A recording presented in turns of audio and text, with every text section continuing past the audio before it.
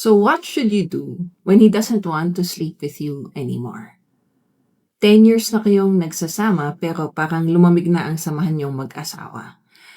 Oh, huwag agad hiwalayan ang isipin ha. Wait lang.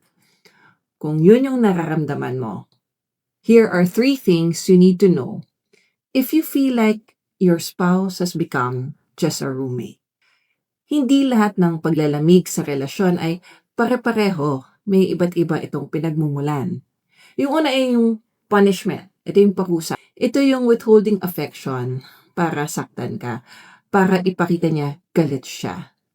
Yung nangingibabaw yung pride. Kailangan amuhin muna siya bago kanya pansinin. Friend yung ganun na paglalamig. That's punishment. That's parusa. And that's a form of manipulation. Natural gusto mong magpaliwanag, maghabol, magmakaawa, pero wag. Protect your dignity. Huwag mong hayaang gawing tanikala ang pagmamahal. You were set free by Christ, so live in that freedom.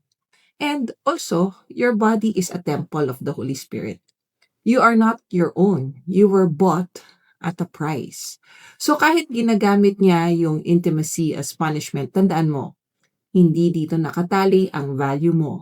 You are sacred to God. Yung pangalawang type ng paglalamig, ito naman yung disconnection or kaya minsan tiredness, minsan tampuhan. Sa ganitong senaryo, hindi niya sinasadyang para saktan ka. Minsan kasi stress lang or pagod or hindi lang niya alam kung paano buksan ang usapan tungkol sa mga dating hurts niya. Love needs clarity and courage. Kailangan may linaw kung ano ba talaga pinagdadaanan ng isa't isa. Kaya dapat marunong din tayong pumili ng tamang timing. Magkape sa tabi-tabi at kapag relax na, saka mag-usap. A word fitly spoken is like apples of gold in settings of silver. And yung third na panglalamig, ito yun naman yung you grew apart. Yung you grew apart, ito yung hindi naman kayo palagi nag-aaway, pero parang familiar strangers na lang kayo. Siguro, kailangan din natin i-remind ang sarili natin na marriage is not just romance. It's a mission. At tanungin natin ang isa't isa.